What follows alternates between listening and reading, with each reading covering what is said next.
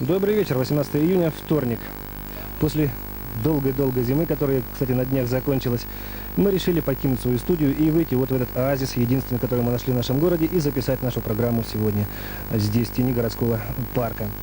Лето – это прежде всего пора отпусков, но мало кто проводит отпуска в нашем любимом городе, все стараются выбраться куда-нибудь на материк. А это, прежде всего, проблема транспорта. Конкретно вот с самолетами у нас как раз не все гладко, откладываются рейсы, не хватает горючего, бортового питания, вопросы правоохранительных органов, культуры обслуживания. Вот этому сегодня было посвящено совещание в горисполкоме.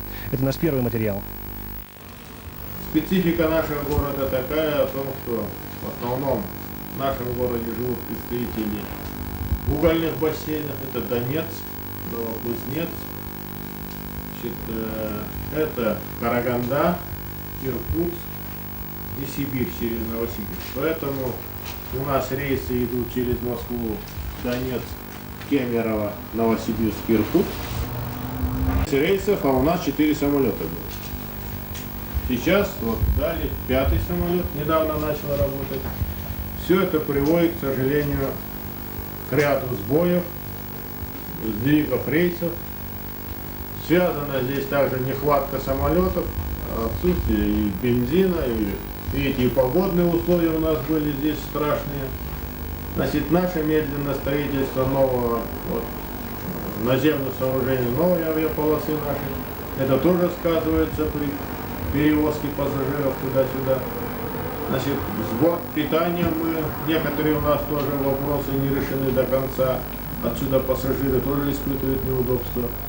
Значит, да, у нас нет, оказывается, связи, городского узла связи. Дозвониться до аэропорта практически невозможно. Сегодня я Владимиру Александровичу пытался звонить лично, часа, наверное, около часа, время от времени. Бесполезно, идет занято и все.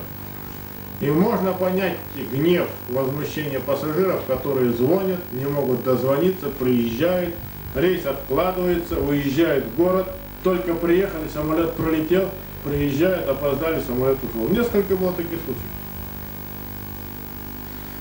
Поэтому, что бы я хотел, мы сегодня могли бы решить. Ну, во-первых, все же попытаться дополнительно, нам нужен будет самолет, искать его на август месяц, когда будет обратная волна, Москва, Донецк, нам нужен будет все равно дополнительный самолет. Первое. Второе. Значит, нам надо установить телефонную связь, 4-ку сделать, и через городскую узел связи необходимо хотя бы один номер в отделе перевозок поставить. Иначе невозможно работать.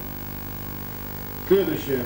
По бортпитанию. Все же нам выяснить, что Орс Неринг-Уголь в свое время забыл, не до этого видео, фонды передали, значит, Орсу Неринг-Энерго, чтобы можно было составить твердый какой-то, может быть, желательно перечень и более на высоком качественном уровне обслуживания наших пассажиров. Четвертое. Большое скопление наших пассажиров и сбои рейсов, переносы приводят к тому, что скапливается большое количество людей в аэропорту, отсюда и общественный порядок. Поэтому, Александр Андреевич, мы тоже хотели бы, чтобы вы, как мы с вами говорили, тоже какие-то образом продумали, оказали помощь. Теперь, по ЛОВД. Тоже не хватает людей, нет штатов, совершенно невозможно работать. Мы знаем вашу телеграмму, в котором было о том, что если мы не сможем оказать штаты, вы, значит, снимаете за штаты, выводите людей, и эта служба закрывается нашим международным авиатрением.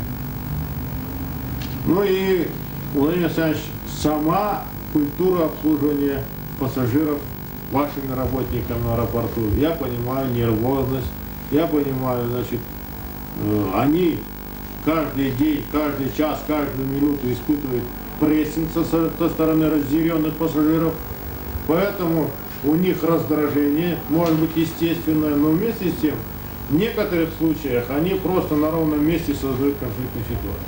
Есть такое, на ровном месте буквально создают. Вот эти вопросы как-то мы бы должны были бы с вами обсудить, круг вопросов, наверное, думаю, еще, наверное, их больше может быть, и попытаться их решить. Поэтому давайте мы построим нашу работу следующим образом. Сейчас дадим слово Владимиру Александровичу, затем, значит, мы нашей торговле дадим слово, милиции, ну и в завершении представителю республики. Вы знаете, что предприятие, авиационное наше предприятие должно удовлетворить максимальный спрос по авиаперевозкам данного региона, в который входит и Нерингвинский, и Алданский регион, а также частично и Тында. Поэтому с 1987 года, с ноября месяца, то есть практически 3 года, мы начали эксплуатацию на союзных линиях самолетов Ту-154. За 3 года объем составил 9700. Для сравнения, в Якутске 10 тысяч. И начало эксплуатации у них было с 1981 года. То есть объем очень большой. Практически по 36-33% ежегодно мы увеличили объемы авиаперевозков.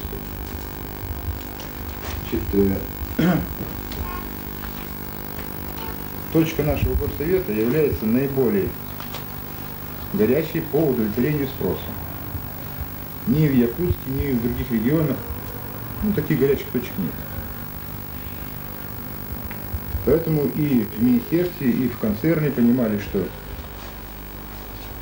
необходимо вводить дополнительные рейсы, дополнительное московское направление, Донецк, это прямой спрос. И начиная с марта месяца 90-го года мы начинали работу по увеличению частоты на 91 год московских рейсов и открытию Донецкого рейса.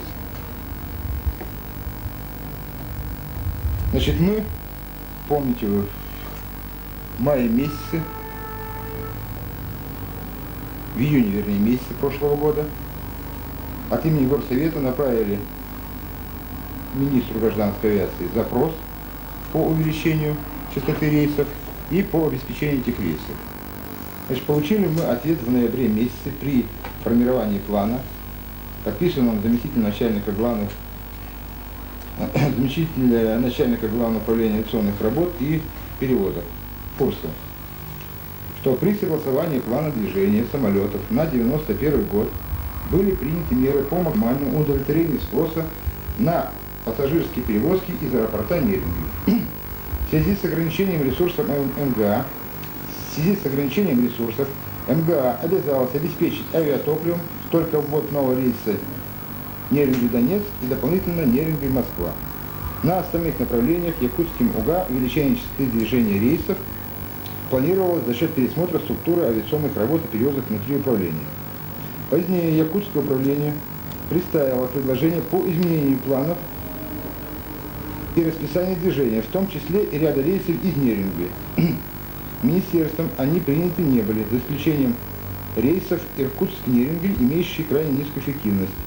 И предложено было обеспечить запланированную программу авиаперевозок из Неринги. Вот такой ответ мы получили.